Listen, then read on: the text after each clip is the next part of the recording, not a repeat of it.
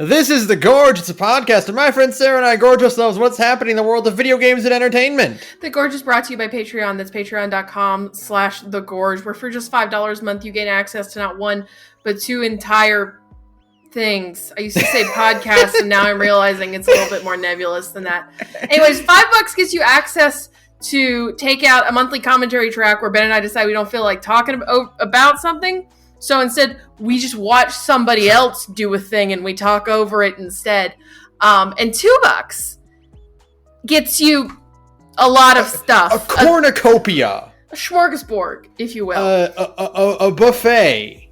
All kinds of things. It gets you Praetorian Pals. It gets you That's Hell You're Walking Into. Any bonus episode we may have done in the past is in there. Any one-off weird little thing we've done is there. Yeah, it's weird. I haven't quite decided what to call that yet, but it is you get everything. You get the sensation of walking into when you first walk into the chocolate factory. That's right. And just everything in there is just this fantastic smorgasbord of delights. That's right. Also, I realized I have accidentally been stealing from There's Your Problem for the last couple episodes because I keep saying it's $2 a month. It's a little inconsistent, but you get what you pay for, which turns out exactly what Justin Rosniak says for their Patreon thing. And I had just squirreled it away in my memory without realizing. Sorry. But it's true. It's true. It's $2 a month. It's a little inconsistent, but you get what you pay for. They don't have a fucking trademark on that. We can do whatever we want. We can do whatever we want. I apologize, however, if you ever listen to an episode and are like, that sounds familiar. That's why. Anyways, that's patreon.com/thegorge. The promo that I used to have so perfectly memorized is now just flown completely out the window. It's completely fallen apart. It's all fallen apart. Everything's gone to shit, folks. It's okay. So what have you been up to? Not much. Again, social life kind of happens in the summer. Mm-hmm. So, nothing is of great note other than played more Lost Belt 6. Lost Belt 6 is extremely long. I don't know if you know this. Lost Belt 6 is as long as a visual novel, I suppose I should say. Right? I know you and Saturn jokes about it being Homestuck Act 6, where it's just completely broken up into multiple sub-acts. Yeah, that's not a joke. That's just what happened. Lost Belt 6 came out in parts, separated by 2 to 3 weeks apiece or something like that. So yeah, that's just what happened. Are you still on Namek? I'm still on Namek. I'm still in part 1 because the visual novel is long, folks. But it's good. But yeah, eventually I will be able to talk about Lost Belt 6, which I'm looking forward to someday. Yeah. And then I also watched more of The Ancient Magus Bride, which is really good. I enjoy that anime a lot. It's just fun, cozy, not cozy, sort of cozy, but magical stuff happening, right? Mm-hmm. With just really solid character designs. And it feels very Hiromu Arakawa. It feels very much like something she would make, which is why you should watch it / read it. Yeah. I get what you mean by cozy, but not cozy when you put it in the terms of Hiromu Arakawa. Yeah, exactly. Because there's still stuff going on, and there's lots of poignant stories and shit being told, of course. Because it's very just little episodic stories about this girl and the skeleton man she is now betrothed to. Great, by the way. Fantastic. Good for Chisei. Yeah, no, I like it a lot though. It really scratches an Arakawa itch that everything that Arakawa has done after Full Metal Alchemist just kind of doesn't. Right, I get that. And it has it has a lot of good, simplistic, very expressive character designs, and the artist does a thing where she'll render the main dude's skeleton head in a cute little blobby style instead, like Alphonse when he turns into a little blobby suit of armor. Gotcha. Yeah. So I wouldn't be surprised if it was just like that was a huge inspiration for Magus Bride, which is fine because I really like that anime. So, and I really like Full Metal Alchemist, so that's cool. Yeah, it's really good. I haven't finished it. I'm still working through it. But I enjoy it a lot. And It's very cute. Yeah. So that's about it. Nice. Yeah, I also have not been doing a lot of new things. Obviously, 14 or 16 continues. That's right. And just the normal kind of general upkeep in 14 and blah, blah. Playing Tears of the Kingdom. Yeah. Still playing 16. 14 neglecting Animal Crossing, which I'm like, I really should just check in my village. It's been like 2 months now. Oh yeah, I just need to check on everyone and make sure you just gotta bite the bullet and make sure everybody's still alive and fed. You know. And the thing that got me thinking about Animal Crossing though is I watched the episodes of Valle Verde. Oh, that's right. Isn't it good? It's really good. It's really good. So, Valle Verde? I guess it would be Valle Verde, wouldn't it? Yeah, it's Spanish. So it's Valle. So Valle Verde is a video game, like creepypasta video series in the style of Catastrophe Crow and Pets Cop.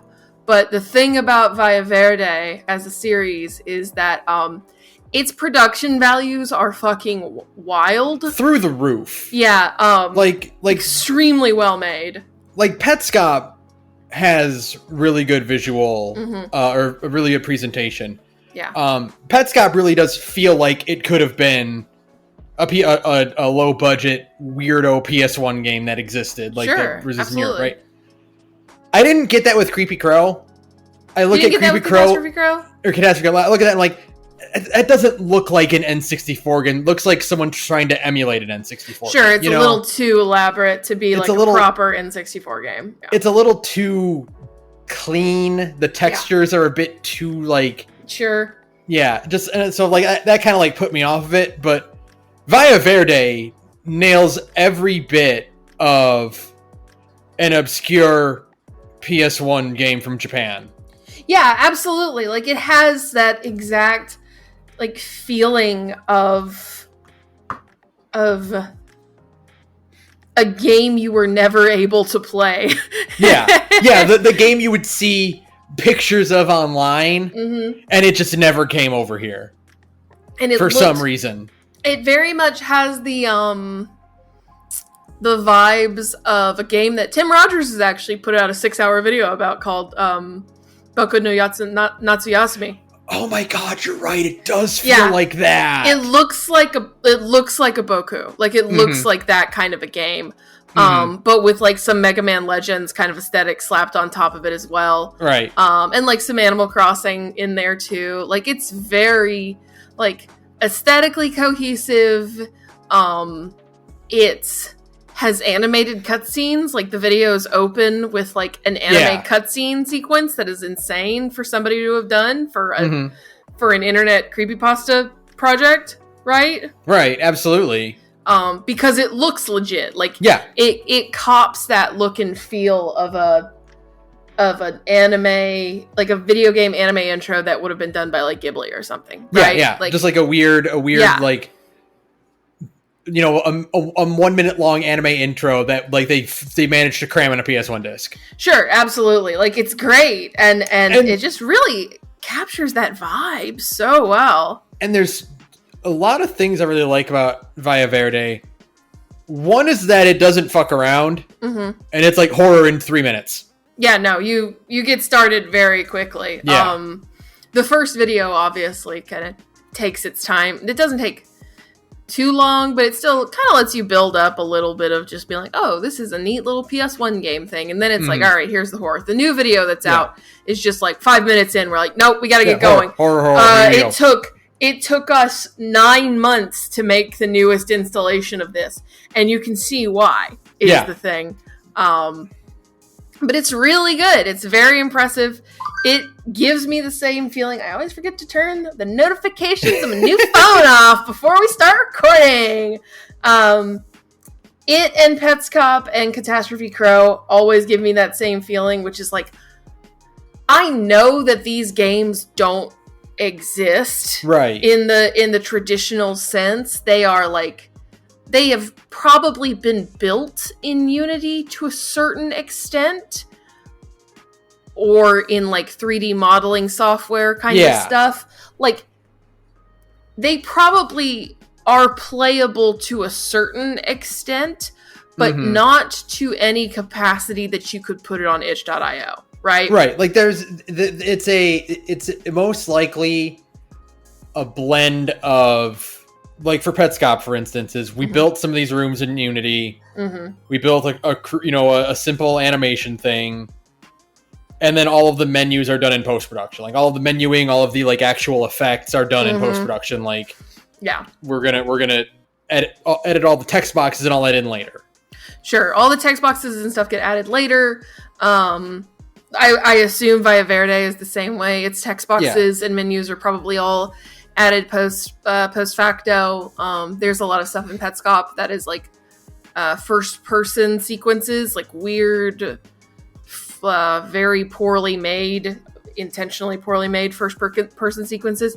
I wouldn't be surprised if those are just videos. Like, they're not even made in Unity or anything. Right.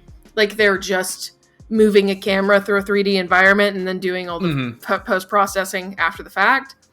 Via Verde is almost certainly the same way, where it's a handful of probably extremely cobbled together maps that they just kind of tweak for different video segments and stuff. Yeah, absolutely. And then text boxes and shit like that are added after the fact, right? Yeah, definitely.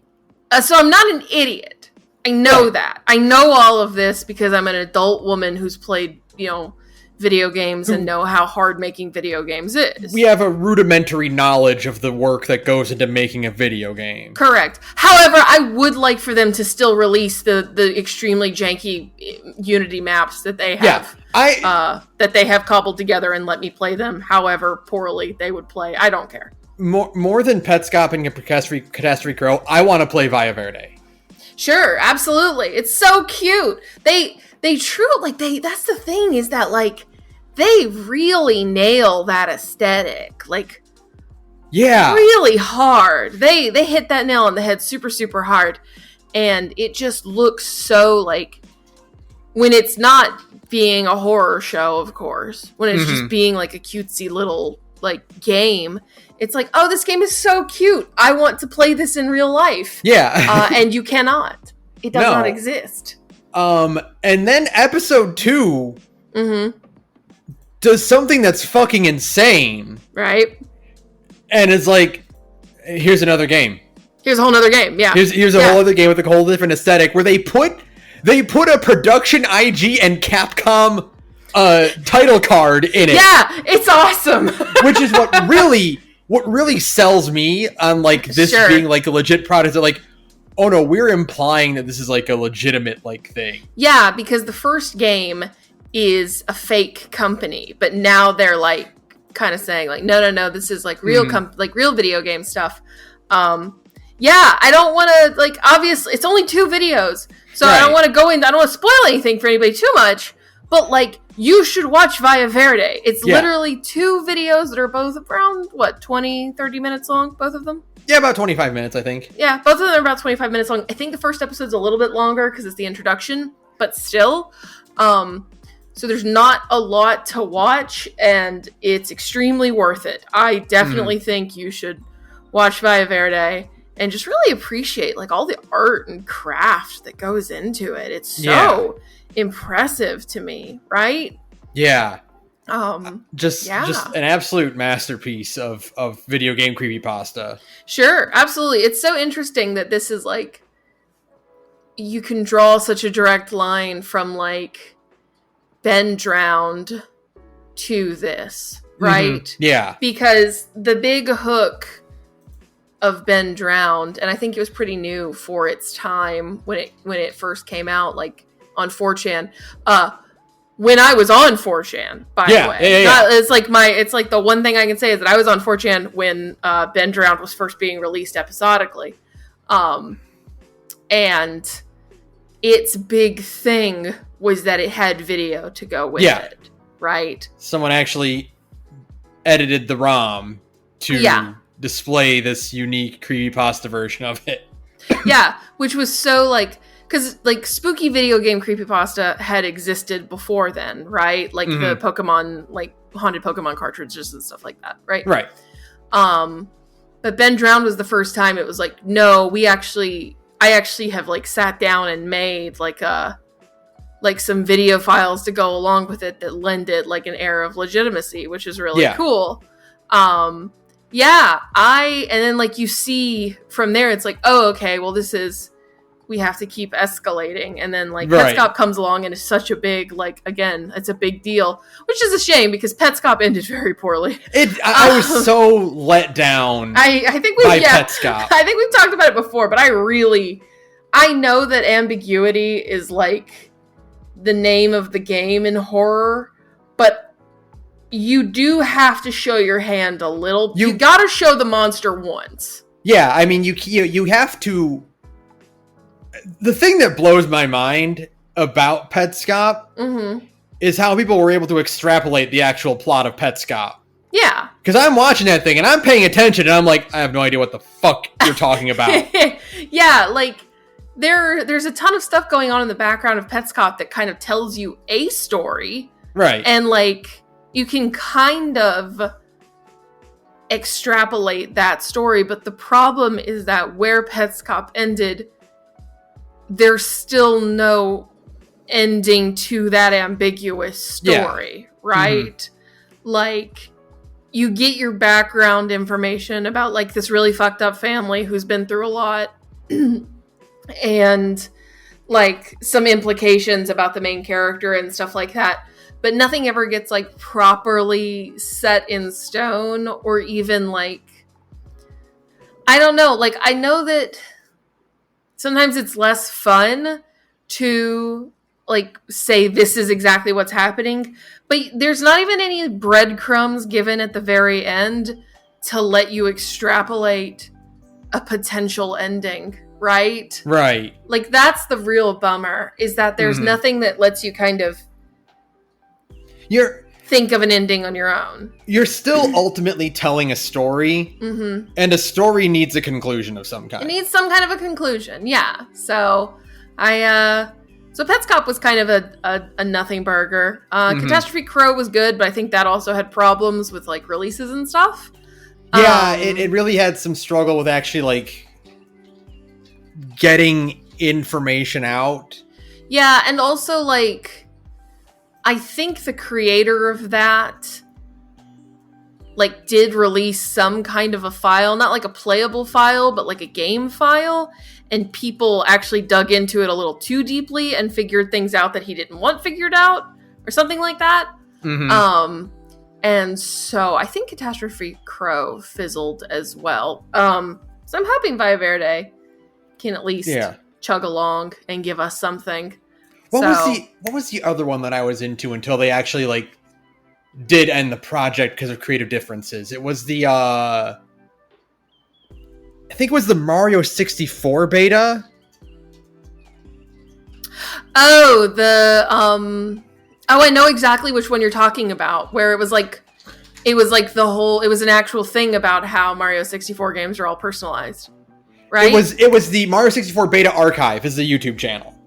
Yeah, that was a really good one. It was like employees showing, like, various showcases of, like, renders and like background music and, like, little bits of gameplay. Yeah.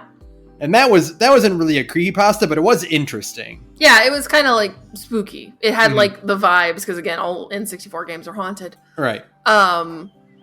Yeah, no, there's still a couple out there, but I think, like, the problem is that it's a really hard thing to keep up because it's a ton of work. Yeah, I'm sure. Like, because, like, you are really doing a multimedia thing. You have to make a game. Yeah. And then ruin that game. And then break that game. Yeah. So, and then, like, there's still modeling involved. Like, there's a ton of custom, bespoke modeling in fucking Via Verde that is insane. You are going through the process of making a legitimate game. You are rendering models. You are designing environments. You are designing UI elements. You are creating music. You are recording sound effects, right? The model still has to be able to walk around the map a little bit because, like, it still needs to be able to move and, like, look around. You need to be able to kind of move it a bit, right? And on top of that, you have to break those environmental elements. And then you also have to somehow tell a cool... And then you have to also tell a cool story on top of all of that. Yeah, so it's gotta just be a huge undertaking. So it's a big fucking mess. It's a big nightmare. I don't blame people. And I appreciate the creator of Via Verde being in the comments being like, here's my Patreon. Here's my Patreon. Do you want me to keep making more of this? This is how you get me to make more of it quickly. It is. I am significantly more impressed by someone who is like, I am making a product for you to consume. I'm not, there's no kayfabe.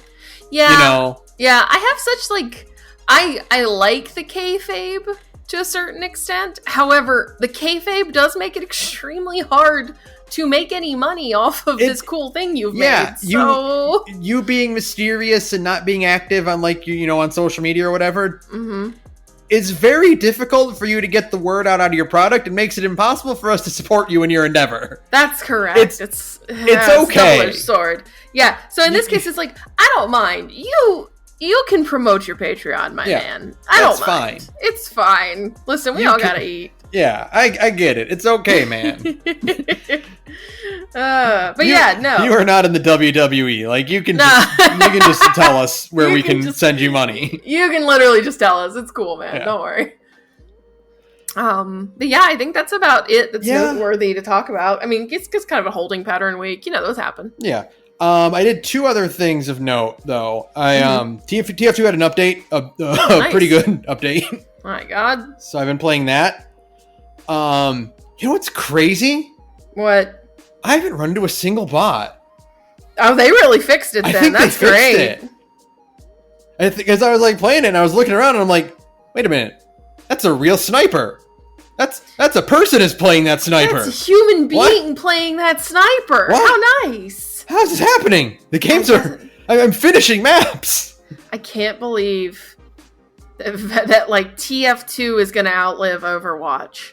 They put out a bunch of new community maps with a bunch of new weird play styles that I don't understand, so I don't really like them. That's fair. Maybe eventually. There's one that involves you feeding a seal as it tries to walk into the ocean. And I don't know how you're supposed to feed the seal, so I don't get it. They don't explain how to do that. I see. So, okay. But, no, it's tons of fun. Good. And then I also started playing Marvel Future Fight. Okay. Which is another Marvel gacha game. Another one? Another one.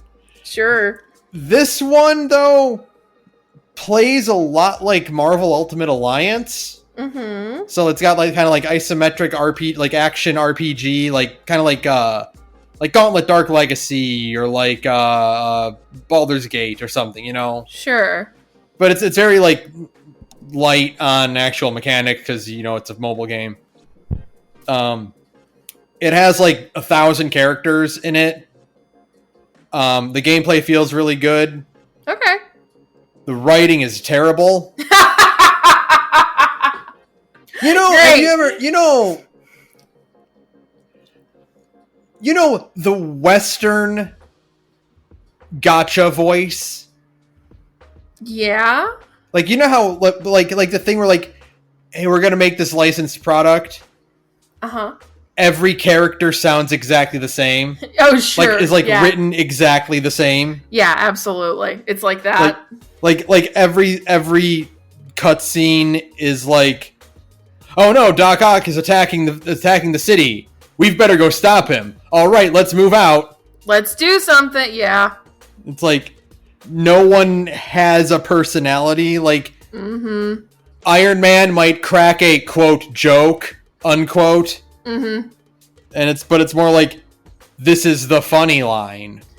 I am telling a joke now. You should laugh at the video game. It makes me think about how well, like, every character in FGO is written. Yeah, that's the thing, is that, especially playing Lost Belt 6, even as little as I have had time to play it, FGO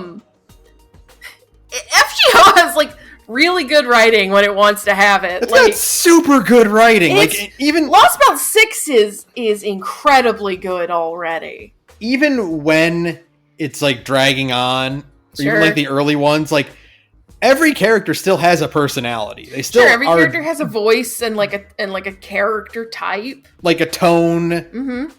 Like, and it made me really appreciate that in FGO more.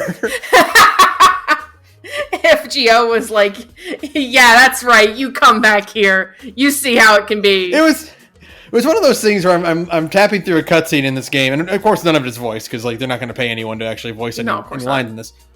And I'm like, no one's used an exclamation point for, like, 3 cutscenes. Oh, it's one of those. Yeah. It's all just very nothing. Very even dry. keel. I see. Yeah. That's a shame. Yeah. So, we'll see how that goes. It's still very fun to play. Sure. And they've got fucking everyone in it. Mm-hmm. So, you know, it's just an enjoyable... It's an enjoyable time waster because, like, rounds are like a minute long instead of FGO where you kind of have to commit to doing battles.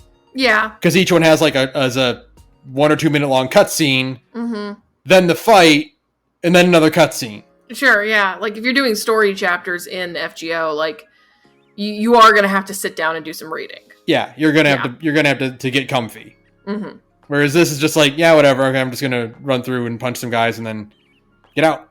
Sure. But yeah, that's about it for me. Easy. Yeah. Let's talk about some crazy things that have happened in this week, though. Give me some news, Ben. Tell me some news. We mentioned this briefly last week, but I wanted to cover it in more depth today. Mm-hmm. An alarming 87% of retro games are being lost to time. Yeah, it's pretty wild. Like how almost 90% of old video games are just not accessible at all. You can't. There's no way to play them. There's no way to play them at all. Yeah, like they're not even available like on emulation. It feels very much like, you know how a lot of old black and white movies are just like how like 90% again of old like the black and white silent film era movies are just gone because they were either they caught fire or the studio just didn't keep the film reels. Or they taped over them in the case of like... taped over them. In case of like 90% of the first 3 Doctor Who doctors. Yeah, exactly. Were just taped over. Yeah, exactly. It's just like... And you just have to rely on maybe somewhere a collector somewhere has it just like stored in a closet and they don't realize it, you know? But video games are the same way, and it's crazy to me because like so the most insane part to me is that up until 2005 all of video game history could fit on a hard drive the size of a VHS tape. Yeah. Right? Like video games are so small. You could literally put the entire library of everything up until pre-PS1 and N64 era. You could put it on a thumb drive and just carry every old video game with you. These games are kilobytes of size. Yeah. And they're just totally gone, right? Like they're just completely lost to the era for every even like more obscure SNES or NES game, right? That like Jeremy Parrish over on his channel, like where he talks about those. For every one of those, there's like 5 more that are just gone. They just don't exist. They're just not playable in any capacity. The few that get me the most are like thinking about like licensed games. Oh yeah, those are gone. They're just gone forever. Yeah, they have no. the Home Improvement SNES game is never coming out on anything. No, yeah. Like you think about just how every movie had a licensed game come out. Mm-hmm. They're never coming back. There's no way they can come back.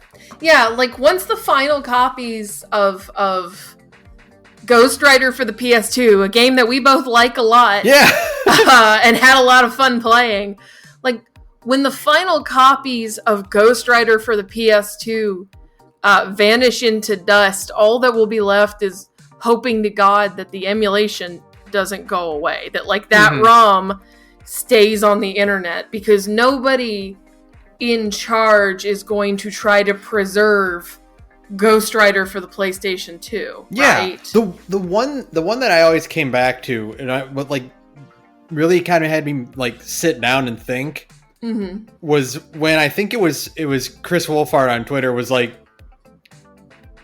they never re-released Sonic Heroes.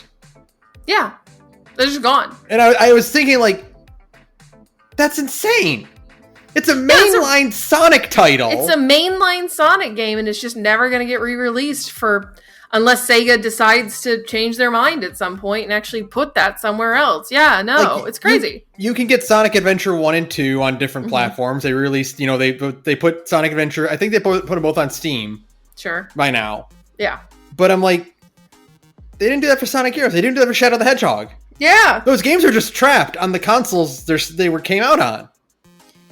Yeah, except for like, again, like this is the vitality of emulation, is that were it not for a bunch of, hardcore freaks and poor people who, can't buy video games, a lot of these old games would just be gone forever, right? Yeah. Like, your only option if you can't for some reason play an emulated game is to, I guess, hunt down a copy of Shadow the Hedgehog, which is not hard now, but in 20 years, it might be a challenge. Yeah.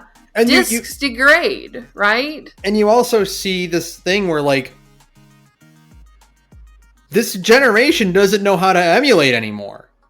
No. Yeah, it's really bad. Because we are designing our devices to be so user-friendly that you straight up, for some things, you can't access root files of things.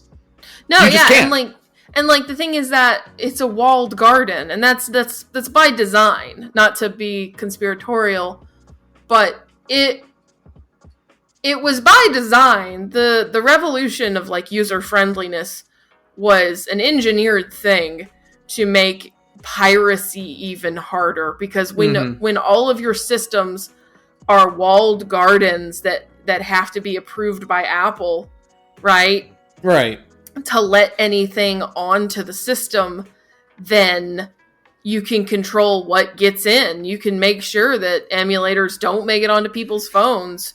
You can make sure that they have a hard time running on Apple software. It's like, that's why it's still, I'm glad that PCs are bigger than ever. Honestly, thank God the PC market is the biggest it's ever been. But, so many people are they've been raised on just phones, and it makes me sound like a boomer, but when I say like those damn kids and their phones, what I mean is those damn kids and their phones, it was the only thing they were ever taught. When we say those damn kids and their phones, we're blaming the phones. Yeah, we're blaming and the adults that only taught them how to use phones, right? Like the teachers that don't have the schools that don't have proper computer classes anymore, like when we were kids. Like, in high school, when I was in high school, I had a computer class, and the big thing in our computer class was that somebody found a way to install one of the Quake games onto the entire school server so we could all just play Quake together, right? Yeah. And that was super common, was just being bored in computer class and playing Quake instead of paying attention, right? Right. But that happened because kids were allowed to experiment with computers, And it's this kind of congregation of walled garden systems and also like the obliteration of the internet itself, right? Yeah, the complete the homogenization of every website. Sure. And the dramatic push to shut down any emulation site in general. Sure, any emulation site, and then also just making it impossible to find that information, right? Like, Google is useless now by design. Like, Google sucks now, and it wants to be bad because it just wants to feed you more algorithmically generated crap based on your previous search histories instead of just, like, a list of categorically true things that exist, right? I need an encyclopedia, not a coupon book. Right, exactly. This all kind of ties together in this notion that, 20 years ago, everyone realized that, like, oh, the internet can let normal people do anything. And then a bunch of rich people realized, oh, the internet can let a bunch of normal people do anything, and we won't get a cut out of it, right? Yeah. And so, like, yeah, the destruction of the internet, the closed off systems of computers that exist these days, they all go hand in hand, and they all work together to further the same, like, agenda, basically, to make sure that you never go too far outside of the sanitized version of the internet that is advertiser and payment processor friendly. Yeah. It's really bleak. It's really, really dire. I mean, like, stuff like that still exists. Vim somehow is still up. I don't know how. I have no idea. I don't know how Vim is still up. I assume because he operates not in the United States. Probably. Right? That's probably it. He's probably in, like, fucking Norway or something. Just like, I'm just gonna keep uploading ROMs forever. Like, Vim still exists somehow, but so many other, like, avenues for acquiring, like, video games that can't be purchased anymore. They just vanished forever. You know, and it sucks. It's really tragic. It's just very bleak. Yeah, this just gross homogenization of everything to being marketable product. Sure, it's all the same gray slop. I hate thinking about don't get excited, just consume more product, because I hate that meme because it's putting the onus on the audience. Sure. And I don't think that's fair. Right, because they're the ones who are being fed the gray slop, right? It's like blaming the kids for getting a participation trophy. I didn't ask for it. Right, you gave it to me. Yeah. So, like, but that's what it is. It's they are the only material we can consume is the one that is allowed by the market. Sure. Yeah, and that's why things like itch.io are so important too, right? Like these weird, ugly, scrappy video games that are allowed to just kind of exist outside of market forces. That they can just be, like, stupid or bad or horny or poorly made and ugly, right? Like, those are good things. Like, ugly art is still art, and it should still be, like, absorbed and, taken in. And be allowed to influence other people's good or bad art. It doesn't matter. Like, that stuff is important, and trying to sand all the edges down to make it just, like, the most total, like, not even bad, not even good, just fine slop. Yeah. Like, that's what it is. It's empty calories. It's nothing. It's not even potato chips, because eating potato chips makes you happy, right? It's just whatever. It's warm tap water. That's it. Just fucking. I want to play Mario Sunshine on my Switch. Is it fucking so wrong? Put it on the eShop. Yeah, Nintendo especially is like... They're disgustingly bad at this. They're so bad at this, especially considering the massive size of retro games available on the Wii, right? Yeah. Like, that library was huge. It was hundreds and hundreds and hundreds of games. And now it's just the teeny tiniest little pathetic selection of just old crap from the NES. Mm-hmm. It's bleak. It's dire. Nintendo could be putting out, here are the first 3 Donkey Kong Country games for every console generation. Sure. There's no reason these games have to go away. Right? Yeah. And that's just like... But no, it's the new one. You have to get the new one. There's no reason for these games to go away, except we want these games to go away because we want you to buy the new one. Right.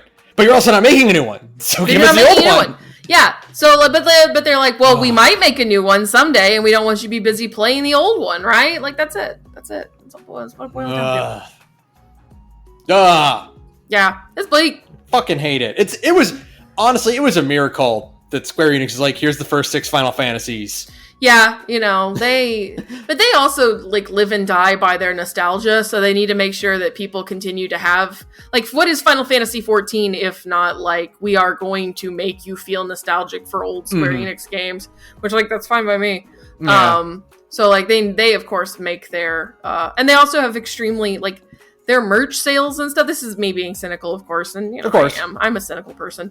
But like, they also rely a lot on merch sales of, like, old pixel art, like old FF, like, 1 pixel art and stuff. Yeah. They still very happily will sell you a t-shirt with those sprites on it and stuff, or a mug or whatever, right? So they need to make sure that that old stuff stays in the cultural consciousness for as long as like fucking possible, because then they can sell it. Which, I mean, I wish more companies would think about it that way. I wish Nintendo would be like, yeah, we can sell you old shit, and then you'll remember that old shit exists and be more excited to buy the new shit. I can't believe capitalism works so against us to the point where companies won't even sell us old things. Yeah, they don't even want to make money off the old things. They're like, we might someday make a new thing,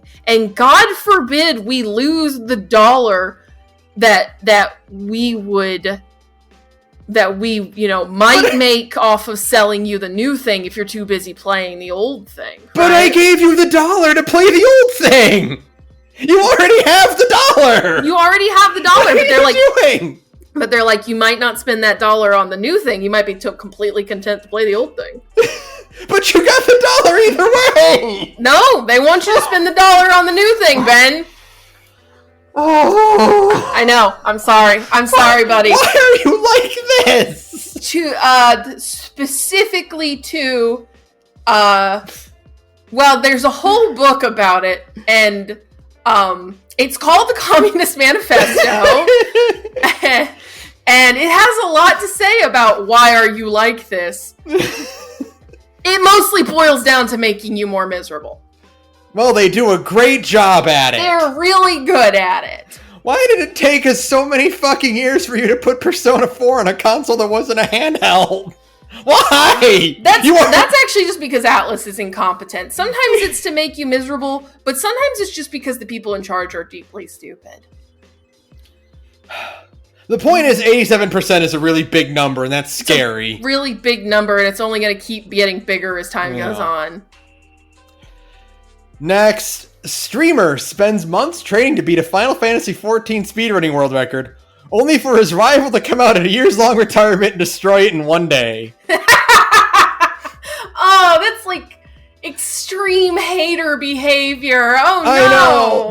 That's some fucking summoning salt video. Yeah, that actually is something that has happened in multiple summoning salt videos. Yeah, you think where it's like, finally, after seven long months, the record had finally been broken, and then he shows the timeline, and it's like for about 2 weeks, and it's like, oh, okay. Yeah. This world record, by the way, in 14, you might be wondering, like, how do we get a world record in 14? Mm-hmm. Yeah, what is the world record? What is this for? Scaling Kugane Tower. Oh! I did see the video of that happening. Yeah. That's a video that makes me want to die. Because I'm just like, oh, you're just a wizard. You just played the video game and you're not actually a human being. You might actually just be a robot. You have, 1,500 hours in FF14. Mm-hmm. And 1,300 of those are you doing Kugane Tower. Yeah, exactly. Like, you just have to get to be that good. Because, like, I tried to climb Kugane Tower. I made it about of the third of the way up and was like, okay, I'm done. I couldn't even fucking do it once. No, I can't even do it once. I have never even finished Kugane Tower. I couldn't even get to the fucking top of the Tower of Pain for summer. Like, I couldn't even do that. And you want me to climb that thing? No, absolutely not. No, fucking ridiculous. Fuck you. So, the crazy thing about this video is that they're using dancer skills to scale it faster. Yeah, it's disgusting. Actually, no, they're not using dancer skills. Well, I don't know. Maybe the person who came out of retirement just to take their world record back. But the video I saw was somebody using ninja skills. Oh, it might be ninja. It's hard to tell because they don't have a HUD. But like, they're using character skills. They're not just like jumping like normal. Yeah, no, they're using because like I noticed that like they're using like the ninja's targeted teleport in order to like do certain things. Yeah. Incredible hater behavior. Extreme hater behavior. I salute you for being just the world's biggest hater. To be like, nah, that's still my record. Bye. For the record is 43.3 seconds. That's insane. Fucking ridiculous. It took me an hour to get a third of the way up that fucking tower. So no, thank you. No, absolutely. It's no. Oh, I'm sorry. Oh, no, I'm sorry.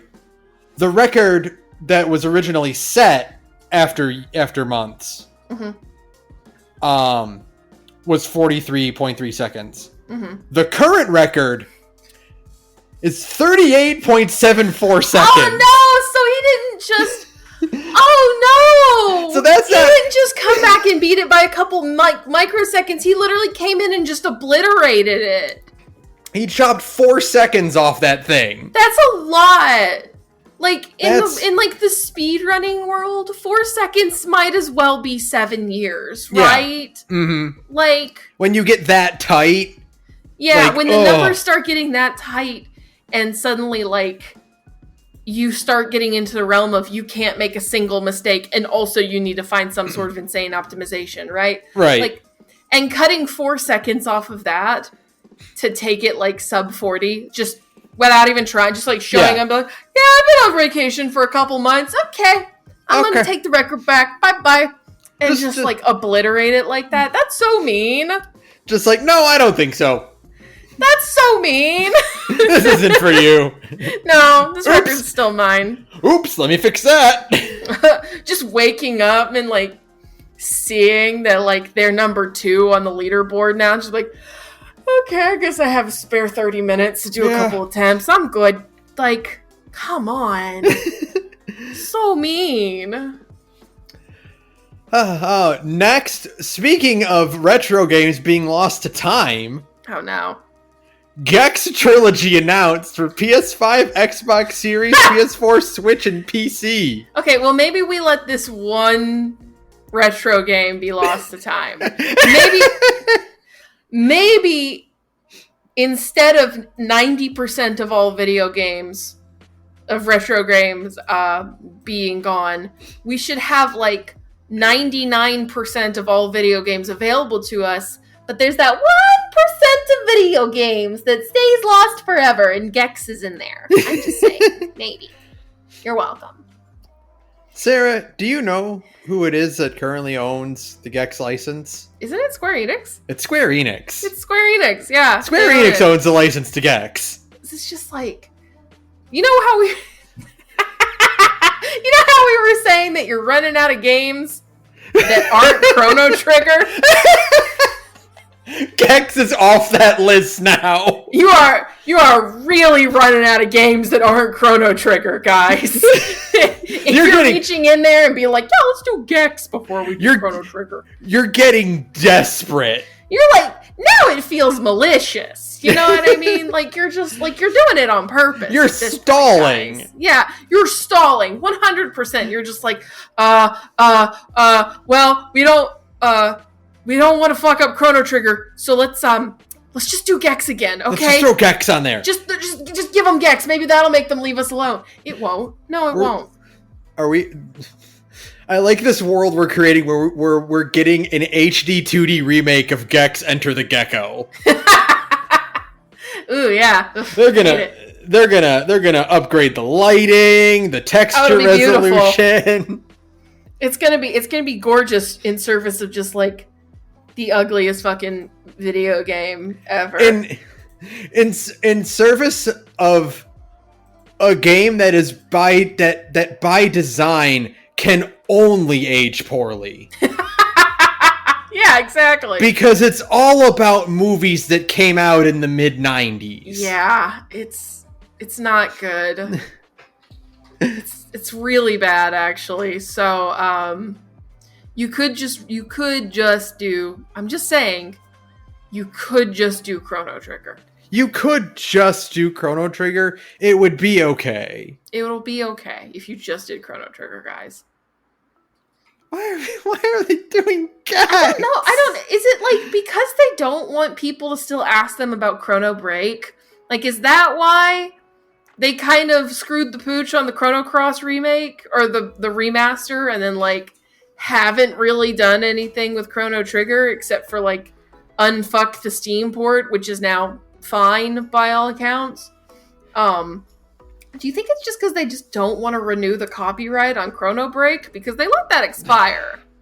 You know? It might be. Why do we also live in the world where Gex gets a remaster, but fucking Banjo 3 doesn't exist? Yeah, so there's this little book written by this guy, and it's called The Communist Manifesto. Anyway, that's Marx has actually written specifically about how unfair it is that there's no Banjo 3. It's crazy. I don't know how he did it in the 1870s or whenever the fuck he wrote that book, but he specifically mentions Gex at one point, and it's very unsettling. I don't know how he knew what a Gex even is, but it is in fact in the pages of the manifesto. I don't know how. I don't know. It's very confusing. Speaking of capitalism. Oh, right. SAG-AFTRA officially calls strike as National Board approves Guild's first walkout against the film and TV industry since 1980. Yeah, this is fun because also we are on the eve of a big UPS strike as well. Not the eve, but we're on the cusp of a UPS it's happening. Strike. It's going to happen. It's probably going to happen, barring UPS like getting their heads out of their asses and realizing how bad that would be. The UPS strike is probably going to happen, which is like, I think it's like 600,000 people. So the SAG-AFTRA strike is also huge. There's already the writer's strike already happening. It's cool. I love it. I love seeing it, folks. You love to hear that the cast of Oppenheimer literally walked out of the London premiere once the strike was announced. They literally were like getting ready to go to the premiere in London, and then the news came down that like strike is on, and they're like, well, we gotta go, boss. And and Nolan was like, I guess so. Have fun, guys. Have fun striking. One of the actors just checks their phone like, hey, we gotta go. Hey, boss, we gotta go. Yep, it happened, so we're just gonna bail. Strike's on, boss, and Nolan's just... The thing is, God, we like to riff on Nolan, and that's fair. We should make fun of Christopher Nolan more, as much as I like some of his movies. But, like, Nolan was like, yeah, have fun. Have fun storming the castle. I love that it was... We saw shots of Hugh Jackman in an actual Wolverine suit. Yes. Like here's the photos of him, and he's next to Deadpool, and he's wearing the actual Wolverine suit that he hasn't worn. He has never worn. And finally, after over 20 years with the character, he finally gets to wear one. And here's some production shots of them fighting, and it's over. Strike's on. And we're out of here. And we're out of here. So it was literally just like a day of Ryan Reynolds and Hugh Jackman just like LARPing together and having a good time. Yeah. You know, probably like 2 weeks, maybe not even 2 weeks of shooting. Probably like 2 days of shooting together, just like goofing off and having fun. And then they were like, well, pack it up. Show's over, folks. Yep. Did you see the photo? Ryan Reynolds put a Wolverine action figure in Hugh Jackman's chair. He's like, there's our actor. That's cute. I like that. It's cool. Did you see the shit that happened today, though? The releasing of the negotiations? Yeah, the negotiations and how the studios were just like no to everything. Dog, we're never getting a movie again. Oh, we're never getting a good movie ever again. Are you not? No, I think movies are done. Are you kidding me? Movies are just done. We're just not making movies anymore. The actors were like, hey, can we have a clause where like you have to tell us about the character we're auditioning for? And they went, no. They literally said, hey, one of the things that the SAG-AFTRA was asking for is we would like to increase the penalties on people who don't pay us on time. And the studios were like, no. It's like, okay. Well, I see. What about an increased penalty on when we don't get meal breaks or days off? No. Also rejected. It's really amazing that they thought that like anybody would want to play ball after those negotiations. Just just flat out refusing even like the most basic of like extremely easy to meet demands. Yeah. Right? Like pay us on time. And don't let us work exhausted. Right? And they were like, nah, we actually am not. We're not going to do that. And it's like, what did you think was going to happen? Like, the big sticking point is streaming residuals, right? And absolutely streaming, people should be getting better streaming residuals. Of course, yeah. But the problem with the streaming residuals thing is that I understand, I don't like it, but I understand it. The reason that the studios don't want to do that is because that would mean they would have to release viewership metrics, and then that would reveal that streaming is actually probably not a viable business solution, and then that would make all the venture capital money basically evaporate overnight. Right.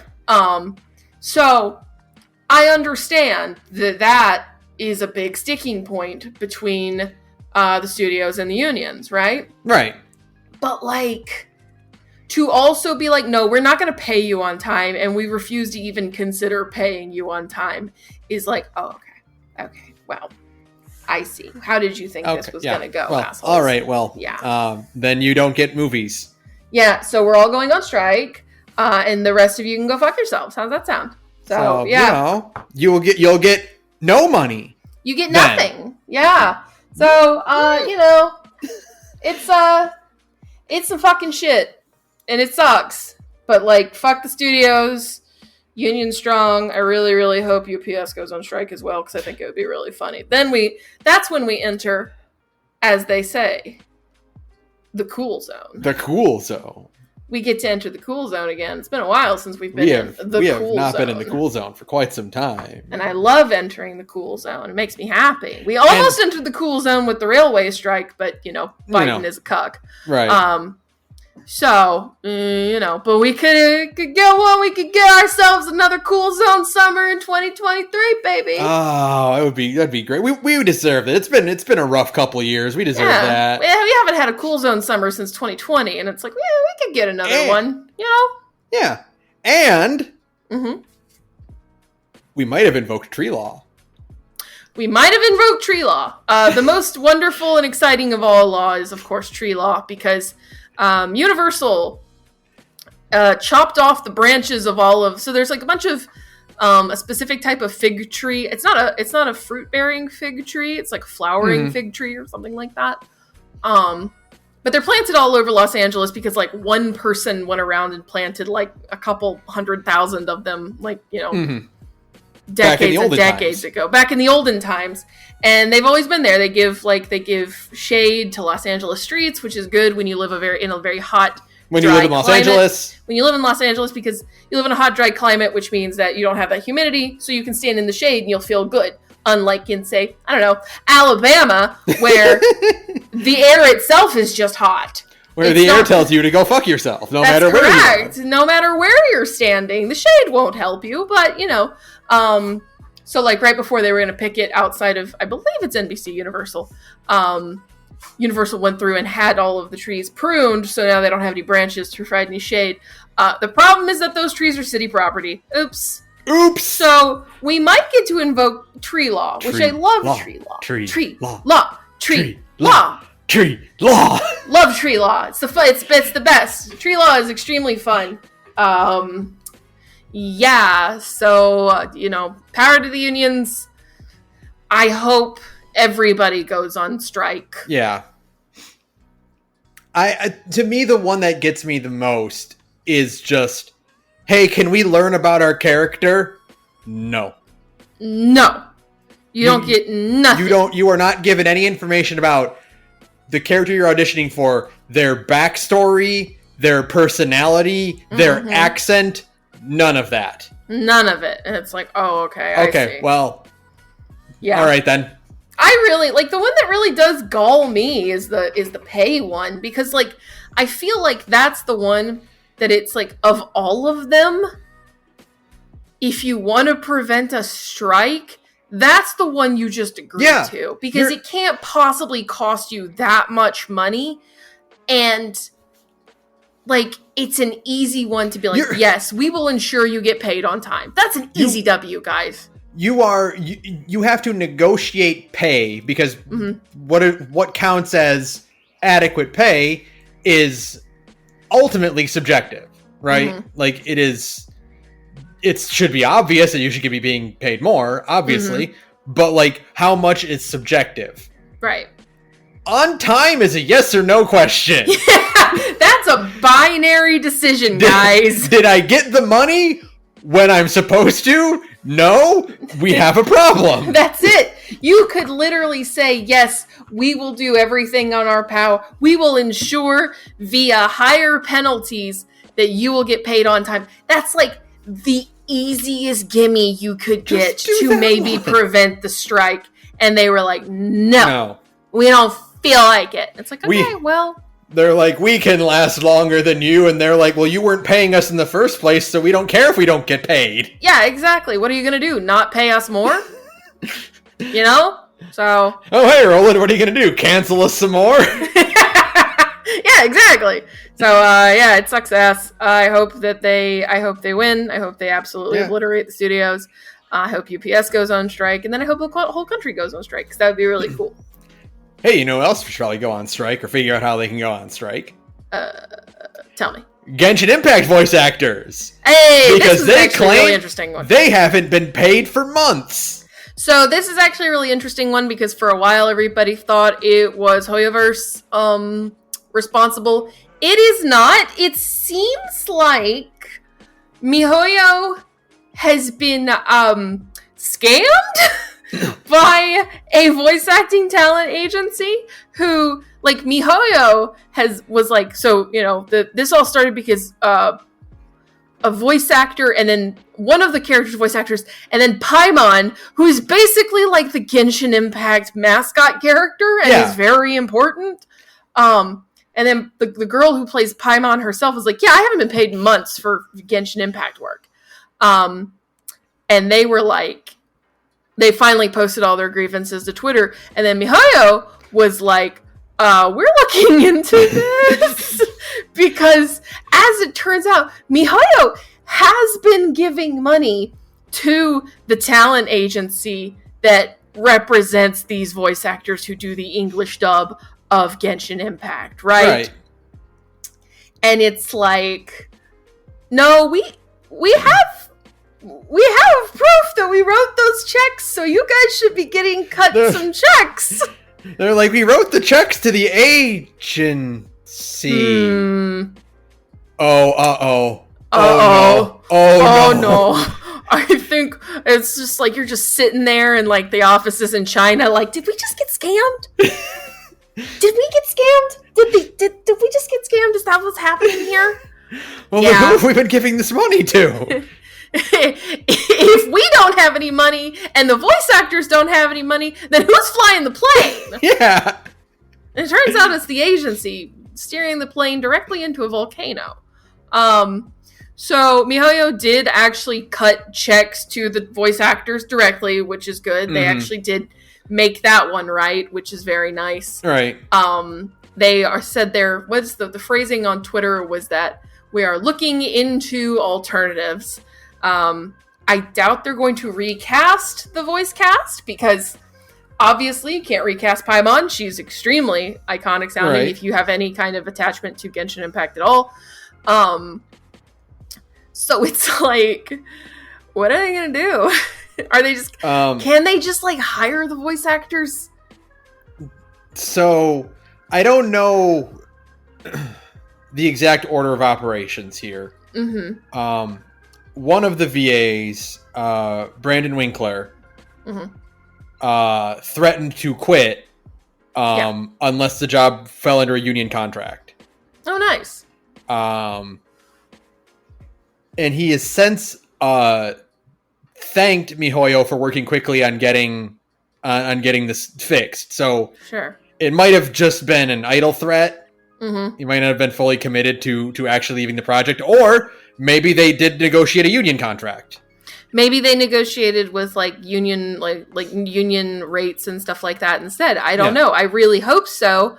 I know some of the voice actors in Genshin Impact are union because they're like big voice actors. Because they couldn't reveal they were actually in Genshin Impact for a very long time. Right, yeah, exactly. So like they're probably like I know that Genshin Impact itself is not a 100% union job, I don't think. But again, like, you know, union voice actors do non-union voice work. It happens all the time because like you gotta eat. Right. So yeah, I don't know what's gonna happen with the voice acting situation in English Genshin Impact. It's really interesting because the company that has been doing all of the fraud is a big voice acting agency. Like they do stuff for Sony. Like they have like a lot of voice talent and they have worked on a lot of projects and they have done stuff with Sony and other big game companies. And so they are not paying their workers for some reason. The article states that the English dub was handled by a studio called Formosa. Yes. And in 2016 it was already the subject of a voice actor strike. Oh, really? And the company CEO resigned in April, which, if this has been ongoing for months, would be around that time. So I'm thinking the new CEO is probably the one who is at fault here in that company. This could be a sinking ship situation where the people in charge realize that the company is on fire and are just trying to grab as much cash as they can on the way off the boat, if you will. So we'll see. But yeah, no, it's very interesting. I know that Honkai Star Impact does not have this problem because that is, they use MiHoYo's, I think, in-house voice. Not in-house, but a different studio called Rocket Sound, according to the article. Okay, cool. So it's not in-house, but it's a different studio. Okay. Which Brandon Winkler does voice work for that game as well, and has gotten paid for that game. So okay, yeah, that's the thing. Interesting. Yeah. So, you know. Yeah. So I guess in that case, if he was getting paid for Honkai, but not for Genshin Impact, then it's like, okay, well then something was going on with the middleman. Right. Yeah, no, it's crazy. It's like extremely fucked up because they're like, Formosa is like a real studio. It's like a real agency. It just reminds me a lot of the Homestuck indie game. Where Hussey just hired a studio and then they stole the money and did remakes of Kingsfield or whatever. Yep. King's Quest, not Kingsfield. That's a different thing. That's FromSoft. that's a different thing. Yeah, that's a very different thing. Next, hey, guess what? What? We can stop talking about it now. Oh, yeah. Activision said to become part of Microsoft after FTC's last-ditch effort fails. Yeah. Well, we're free. We're free. We're free, said no one at Activision. We're free, but God, at what cost? Yeah. The continued consolidation of the entire industry to just being owned by a handful of companies. Someone posted a fucking picture of like Banjo, Crash, and Spyro, like all under the Microsoft logo. Like, finally they're together. I'm like, you're never seeing Crash and Spyro again. Get real. Yeah, no, my man. Like, the only thing they're doing with Crash right now is that shitty free-to-play Crash Team Racing thing. Yeah. Like, no. You're never going to see another Banjo game ever again, guys. Like, I'm baffled at people who are celebrating this, because even Microsoft fanboys are like, do you not have object permanence? Do you not understand what's going to happen here? Do you remember Dead Space? Yeah. No, it's really bleak. It's extremely dire to go along with the other very dire stuff in this episode. Right, like not even to the point of monopolies being absolutely awful things that shouldn't exist in the first place. They aren't even going to make good games, and in fact, they're going to make games actively worse. Yeah, and also the thing is that there's a huge chance they're just not going to make any video games because Microsoft still can't get anything out the fucking door. Yeah. Right? Like, what Activision Blizzard product do you think is going to be enhanced by this merger? I saw some people saying that maybe Activision will be able to get Halo back on track. No, they won't. No, they won't. No, they won't. Nobody knows what they're doing with Halo anymore. Microsoft wants to make it into a games as a service thing, but the Halo, nobody knows what they're doing with it. The Halo problem is Microsoft. Yeah, you're not going to get an Activision fixer to be able to come in and do something about that because it is explicitly the problem of Microsoft just making it worse and worse. This isn't... You will not get anything good out of this. Mm-hmm. We are more likely to see Activision just consolidate or reduced to pieces, and then all those companies shuttered. All of those companies get shuttered. Everybody gets sent to the Forza or the Call of Duty or the World of Warcraft mines, and that's it. Mm-hmm. Right? The only win that Microsoft is getting out of this is they are getting Call of Duty. Right? Call of Duty's star is still waning. All they did was buy time. Yeah, that's it. They spent $4 billion $69 billion. Sorry, $69 billion on time. Yeah, they bought some more time. They bought a few extra years before we're down to Nintendo and Sony. Yeah, and it's just none of this is still working because they don't have any kind of global appeal. They're still in third place behind Nintendo and Sony.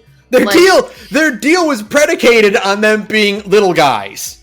Yeah, the whole deal is that they're little guys. By their own admission. Yeah, and nothing that Activision brings to the table is going to help them get stuff out the door faster. It's not going to do anything to help their public relations shit. Honestly, what's going to keep happening is just the increasing, the big story coming out of video games right now that I think is really worth looking into is the resurgence of PC gaming as a viable way to play video games, right? Mm-hmm. Yeah. More than ever, people are just playing their games on their PCs because they're realizing console exclusives don't do anything for you because they'll all eventually end up on PC anyways, right?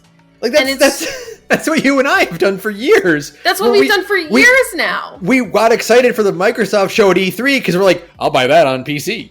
I'll buy that on PC. And even Sony games these days, they're taking longer to get on. The only reason I still own a PS5 is because I want to play the Final Fantasy VII remake the day it comes out. I don't want to wait 6 months, right? It's a recency thing. Yeah, it's a recency thing.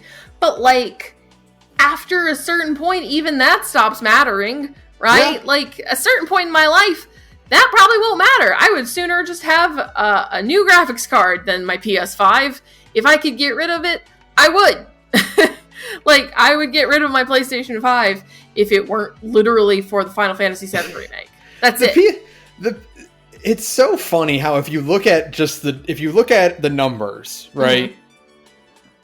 The PS5 is a terrible console. It's a terrible console. Like, yeah, you get an SSD and you get like insane loading times and you get the haptic feedback in the controller. But it's got nothing on it. It's got nothing on it. And frankly, neither does the Series X. Yeah, and the Series X is worse. It's worse. That. Yeah, like, it has no notable big releases. At least the PS5 has Final Fantasy 16 right now. Right. Right? Like, I don't know what else Microsoft has Halo Infinite, I guess, but I don't think that game did very well, as it turned out. It doesn't have legs. It doesn't have legs. Like, I don't know what Microsoft has. And, like, frankly, I don't know what the PlayStation has after a certain point. Like, it's all just kind of like, you're just buying your preferred box shape at this point. It's to the point where, like, I'll see fanboys on Twitter for Microsoft. And, like, I'm not a fanboy. Like, we've talked about before, like, we pick the console that at the time has more of what we want. That's right. I'm a grown-up, yeah. But so I'm like looking at Microsoft fanboys and I'm like, what are you excited about? Like, what I want to know is, because, like, I'm so divorced from this thought process now that I am a grown woman who doesn't give a fuck. What do you get from this? Like, what do you get emotionally from, like, being really invested in the success of a console? Right? Yeah. Like, it won't affect you in any way. It doesn't even, like... The thing is, ideally, because video games are so expensive, you should be rooting for this shit to fail across the board. Like, yeah, you should kind of hope that AAA gaming crashes and burns, just, like, so that in general, so that video games will cost less fucking money. And they will come out sooner. Yeah, like, the death of... You should... the one thing I can tell literally anybody is that you should be begging for the collapse of the AAA gaming sphere. Yes. Just in general. Like, I know that Final Fantasy 16 is good. I wish it had failed. Just kind of across the board. I wish every AAA project... I kind of want Starfield to fail. I want Starfield to be good, but, like, because I really like Fallout 4. Can we say that Starfield will be AAA, though? Yes. Ben, it is 100% a AAA product. It has big AAA money and big AAA numbers of people working on it. Yes. That's a AAA game. Yes, it is. To me, AAA requires at least a baseline competency. No, it doesn't. Like to the point where the game functions properly. No, it's all... AAA is just a measurement of number of bodies working on it, I guess, time and money. That's it, and a certain degree of graphical fidelity that Starfield has hit. Right. Like, those are the three. Those are the A's. Yeah. Those are the A's. Don't ask me to explain how to turn all of those into A's. I won't. Right. But, like, yeah, Starfield is a AAA game, and, like, the thing is, paradoxically, I want the game to be good. I also want it to sell like shit, right? Right. Like, for me personally, I would like Starfield to be good so that I can play it, but also I hope it crashes and burns. You know, it probably won't because there's a lot of hype around it now, but it might underperform because, like, people are more wary about Bethesda games than ever. I think we are starting to see that turnaround on AAA as a thing because of all of the things that are too big to fail that absolutely failed. Sure, absolutely. Like, I think about Gotham Knights. Gotham Knights was a huge And- flop. The Rocksteady Suicide Squad is going to be a big flop. There's a lot of comic book stuff in here. Redfall. Yeah, big flop. Stuff like these untenable 5-year-long production games are, I think we are starting to hit that point where they're realizing, oh, this shit ain't working. Yeah, no, this is not sustainable. It's not a sustainable means of running an entire industry. It turns out that in order to pay the 10,000 people we hired, we got to put out a game more than once every 5 years. Yeah, and if we don't put out a game once every 5 years, then you need that game to sell something like 30 million copies, which is just not... You're not Animal Crossing. I'm sorry. And Animal Crossing was not made by 10,000 people. Animal Crossing was probably made by, like, maybe 100 A couple people. hundred, yeah. Yeah, like, you know, there's a huge difference. I love thinking about how, like, there are certain, like, Nintendo is the most min-maxed incompetency of any video game company. Absolutely. To their credit, Microsoft and Sony are pretty much, like, C2B across the board in terms of like competency. Nintendo is fucking 0% in online gaming and like actual graphic fidelity and like hardware. Yeah, functioning hardware that makes the video game run good. But holy fucking shit, they know how to budget and put something out on time. They are extremely efficient. They are extremely like They know how to spend their money and where. Like, there is no... They use the whole bird, is what I'm saying. Everyone is going to look at Tears of the Kingdom and take the wrong lessons from it. Sure, which is that everybody wants giant open worlds with, like big, beautiful graphics and tons of physics simulations. Yeah. No, I want a ton of physics simulations, and I want every video game to look like Tears of the Kingdom. Yeah. I want all of these physics Except that it needs to run at 60 frames a second. That's my only thing. I want all of these physics simulations to work. Yeah, that's it. That's those two words are the important part at the end of the sentence. That's it. They need to work. They need to work, and they need to run at 60 frames a second. That's where I gotta make a line somewhere. It's gotta run at 60. I'm sorry. I have to parrot Chris Wolfhart in that. If the Switch 2 is 60 FPS, it's fucking over. It's fucking over. If the Switch 2 is 60 frames a second and, like, can play all of the Switch 1 games, because, again, I know everyone's like, Nintendo won't do it. There is a 50% chance Nintendo does it. And by it, I mean shoot themselves in the dick again and make the Switch 2 not backwards compatible. Right? Like, it's a coin flip, you know? It's like Game of Thrones. They say when a Targaryen is born, the gods flip a coin and the world holds its breath. The same thing goes for Nintendo consoles, right? The gods flip a coin and the whole world holds its breath going, are they gonna fuck it up this time? Right? All the Switch 2 needs to do for it to sell a Nintendillion consoles. Yeah. Is play Switch games at 60 FPS. That's it. That's it. If Nintendo can figure that out, no one will buy an Xbox or a PlayStation ever again. Oh God, no! I will be super happy with my PC and my Nintendo Switch, baby. We'll get that bit from The Critic where Jay tells people to stop going to bad movies, and a Hollywood exec just jumps out a window. It's exactly that. Like, if you can just...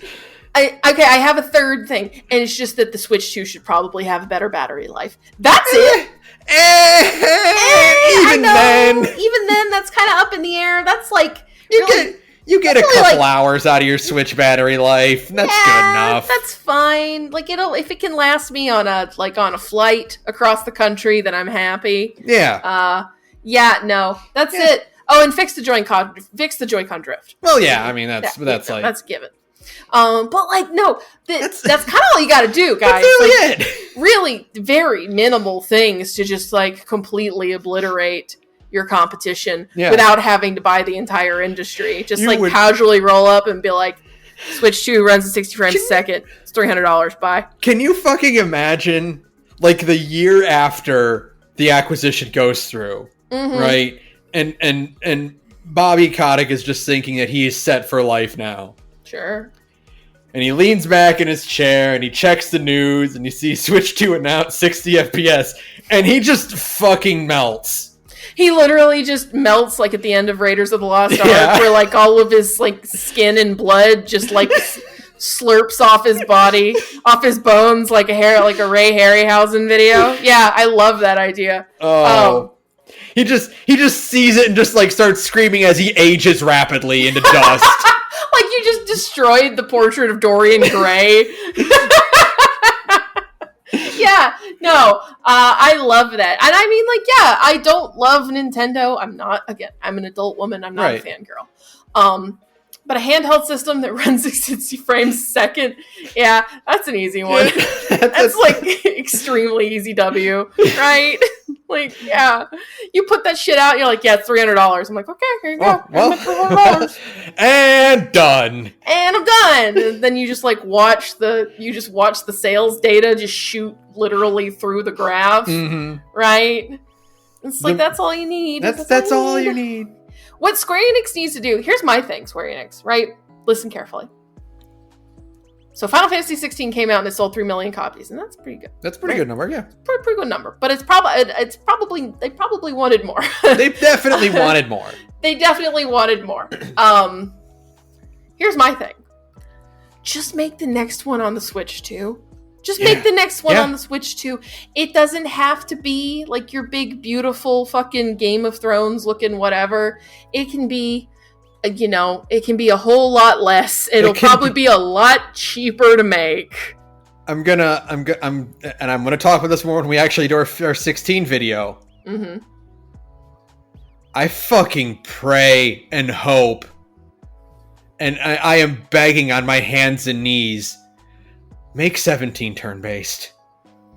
They're never going to. They're never going to. I need this. I know, but I need them to look at Dragon Quest and Yakuza and Persona and be like, oh, there is still a market for turn-based RPGs. Yeah, no, I don't think. I mean, maybe if like FF16 continues to just kind of do okay. Like if 16 doesn't have legs, then maybe. Right? Yeah. But like if it does an automata where it like keeps doing good sales over the course of next 2 or 3 years, probably not.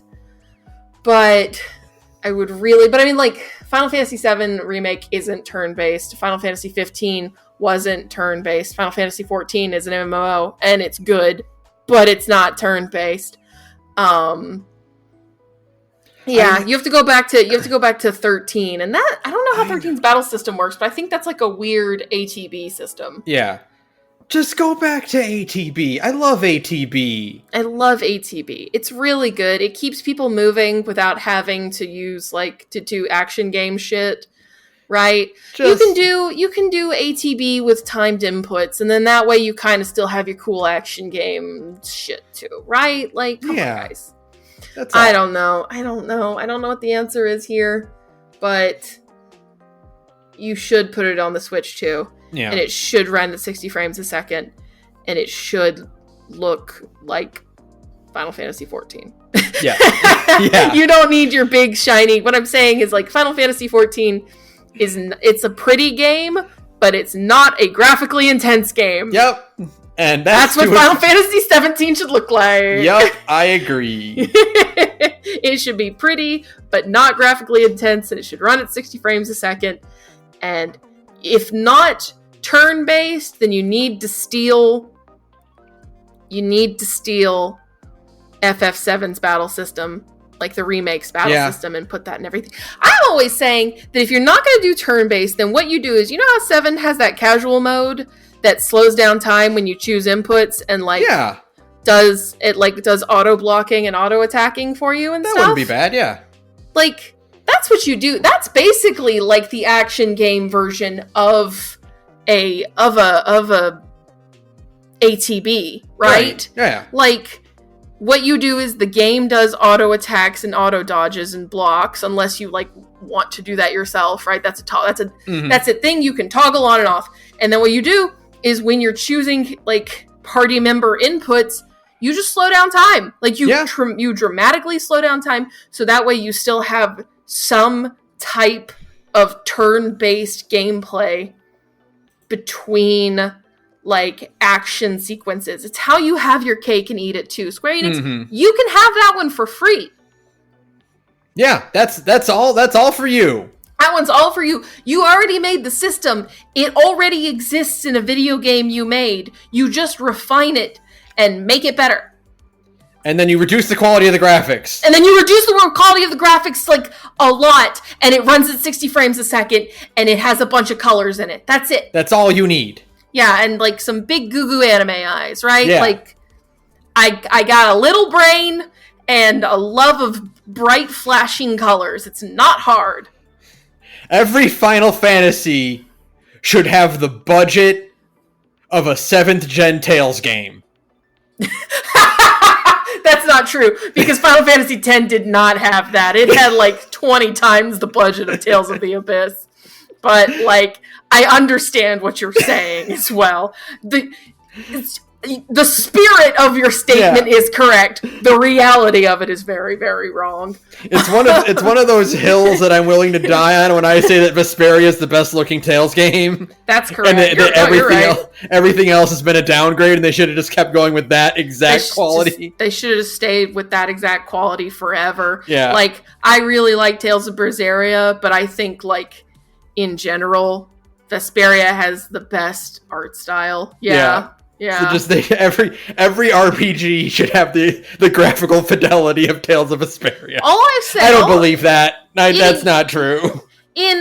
However, I am now vividly hallucinating the universe where Tales of Berseria like still had not the squatty models, but like the normally proportioned models. Mm-hmm. But like every town had fixed camera angles, and the world map was a world map. And it's the best Tales game of all time, easily. Yeah, that's the thing. I'm thinking about it. I'm like, oh, that's the best Tales game ever made. Yeah, that's how you improve. That's how you like can dramatically improve Tales of Berseria. Yeah, because you get rid of all the bad, shitty hallways between towns. Instead, you just have a big open world that you can just kind of screw around in, and you have a boat that lets you, still navigate the overworld. Yeah. That's how you make Berseria really, really good. Instead of just like, I think it's the best Tales game, but I'm not sure. Right. Like, that's how you get Berseria out of that weird zone. That's how you make it definitive. That's correct. So, Ben, do we have any more news? We have a few smaller articles that will not take up this much time. We've only had like 4 pieces of news, and it's taken us an hour. And I really want to play Final Fantasy 14. We gotta go. These will be quick. I just really want to talk about them. Okay, lightning round. Dragon Ball Z Kakarot, DLC trailer for the 23rd World Tournament arc. What? Yeah. They went backwards. What? They went back. That's actually very cool. It's just very weird that Kakarot is still getting DLC. Yeah, Kakarot got a ton. See, there's a company that uses the whole bird. Yeah. Right? Like, the people, I know that they're owned by Namco Bandai, but whoever at Namco Bandai specifically is in charge of, like, the TVZ game. CyberConnect, thank you. The CyberConnect is extremely good at using the whole bird, This is the first exclusively Dragon Ball thing that I think has shown up in a game for, like, a decade. I love that. That actually makes me want to play Kakarot more than anything. The DLC they've had for Kakarot is they did Bardock, Father of Goku. Sure. They did History of Trunks. Cute. They did some general super content. Mm-hmm. And for this one, they are going back. They are going back before Raditz. They are doing the Piccolo Jr. arc. I love that. The cool thing about it is that since this is pre-Raditz, Goku's not good at flying. Oh yeah. They are advertising it as ground battles. Oh, that's fun. That Goku cannot fly in this. Okay. That's fun. You can jump and dash, and you can like do the quick dash, but you cannot fly. Ooh, cool.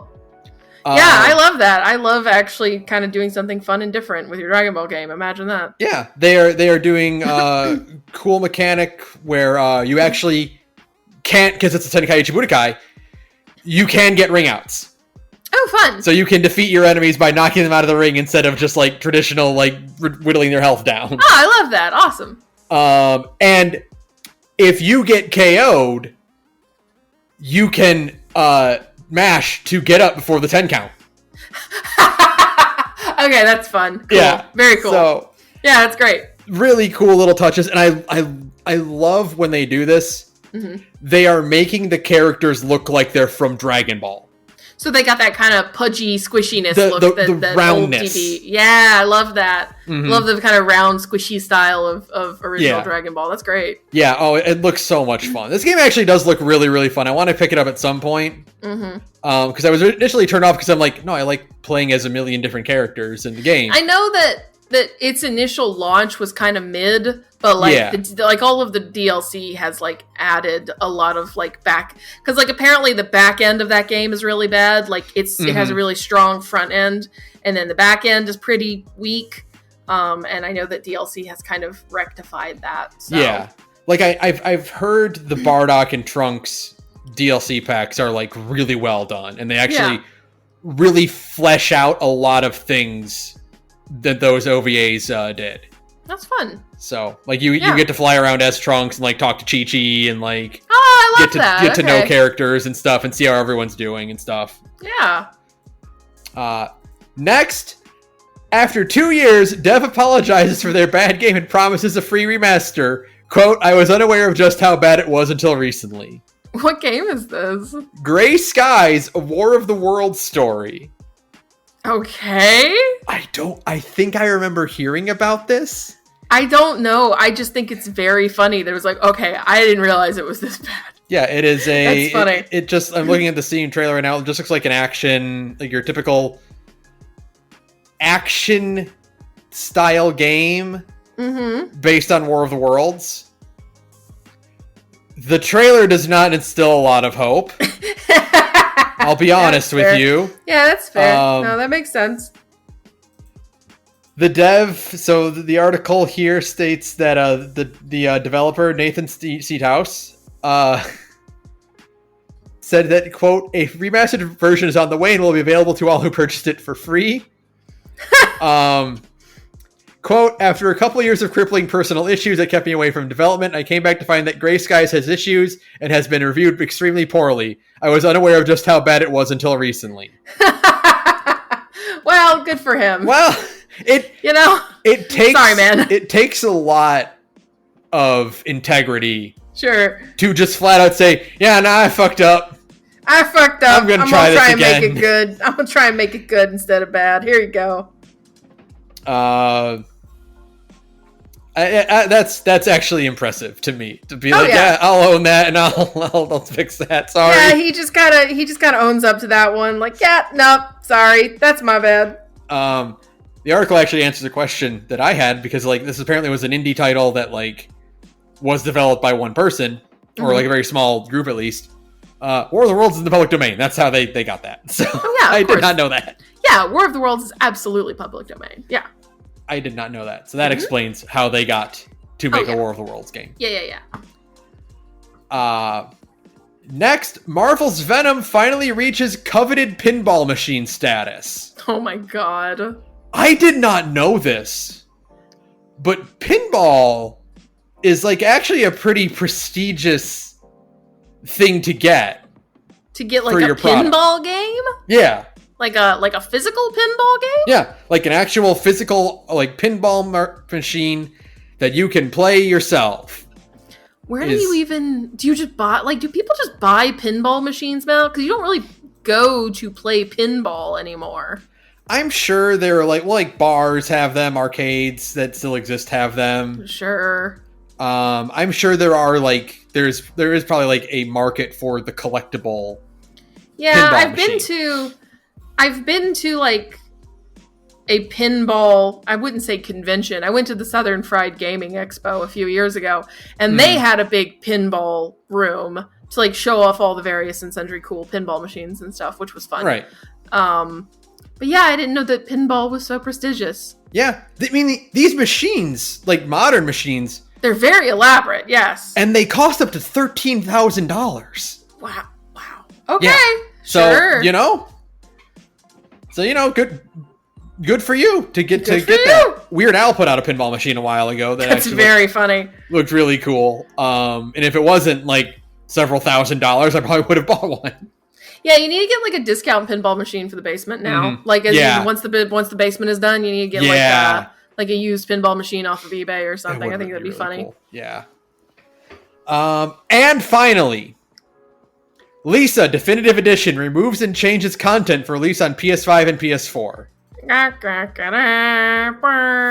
This is so stupid. This is some of the weirdest censorship I've ever seen. I don't understand Sony's like weird tilt toward like censorship like this. It's very, very strange to me. Like, why? So from what I can gather about this, and this is kind of my own interpretation of this. Mm-hmm. So for anyone who doesn't know, Lisa is a series of RPGs that are incredibly dark. Yeah, they're about some extremely heavy shit. Yeah, they are insanely brutal stories. Releasing them on consoles for Sony exclusively. This isn't any other console is doing this. Yeah, this game is on Switch.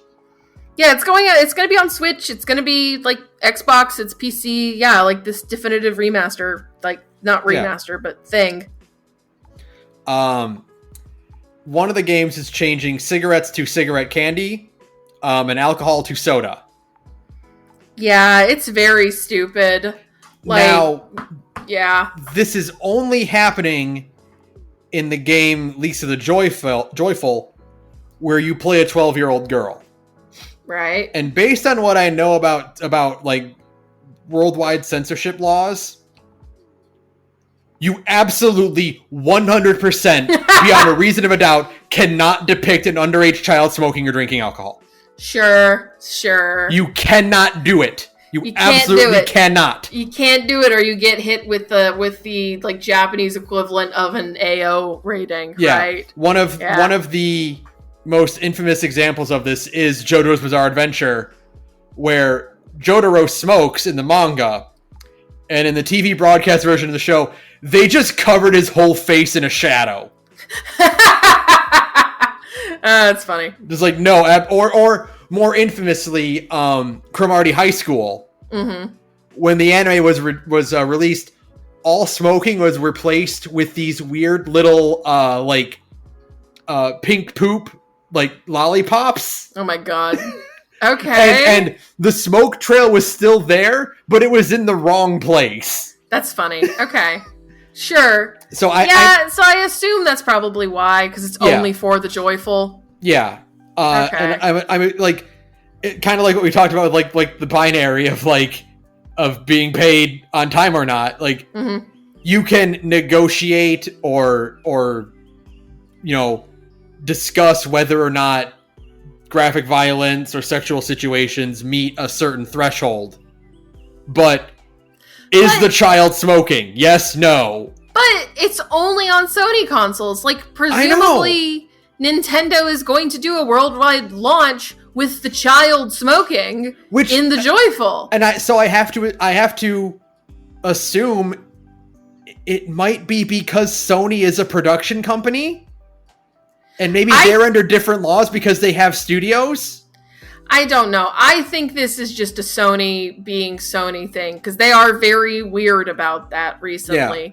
Like, they're very strange about, like, sexual content and drug use and all that stuff in the video game. Like, I understand that it's only in the joyful on the PlayStation version, but, like, again, this is something that's going to get worldwide release.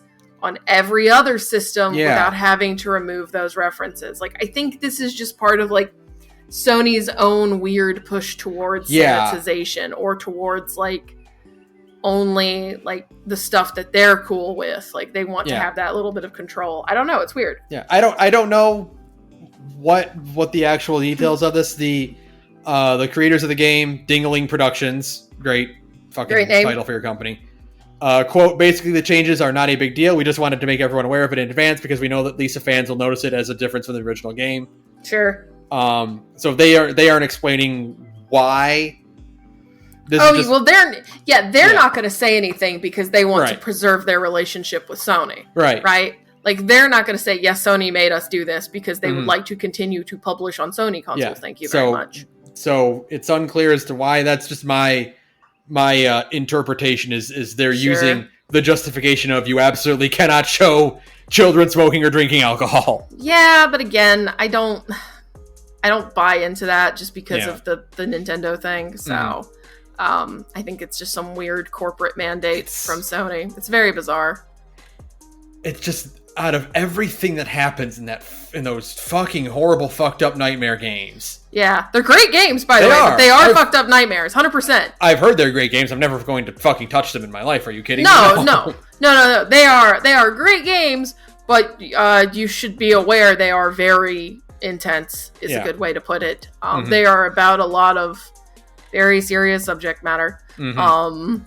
And so, like, they're really good. And it's just weird that of all the things in those very good, very fucked up games, that's the thing to hone in on. Right? Don't worry, though. The 12-year-old girl will not be smoking. Don't worry. You can wipe the sweat from your brow. There's all this other horrible stuff in the first game with the implications about the actual Lisa and what's happening to her. And all the shit Brad does in the second game. But don't worry. The 12-year-old girl is not going to smoke. So you can just take a sigh of relief and give this to your kids. Sleep easy knowing that little Timmy can play Lisa the Joyful and come away from it completely normal. Yes.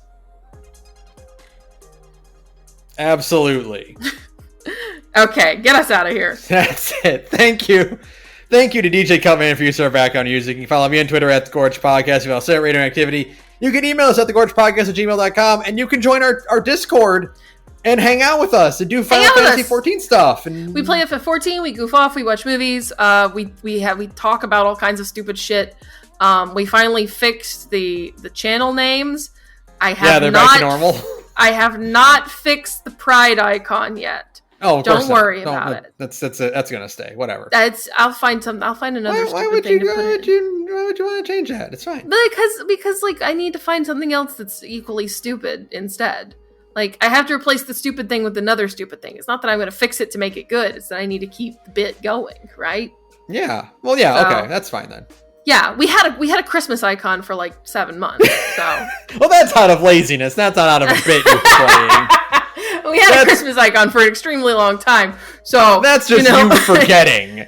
Don't worry about it. You weren't being the quirky neighbor who doesn't take down their Christmas lights. You forgot. I forgot. In my defense, I liked it, so I didn't want to change it either. It was nice, though. It was nice, so, anyways. All right, that'll do it for us. One more for the road, Ben. Just one more. One last time. Fuck Bobby Kotick. Fuck Bobby Kotick. Fuck Bobby Kotick. I hope the Switch 2 atomizes him. I hope the Switch 2 literally kills him. Like, I hope it comes out and he just, like, turns to stone and drops to the floor and crumbles. Or just has a heart attack on the spot, right? The Switch 2 comes out and he freezes in place, turns red, and he starts fading away like a fucking Final Fantasy enemy. Yeah, exactly. I hope that happens. I think that'd be very funny. So. All right, that'll do it. Good night, everyone. Good night, everyone.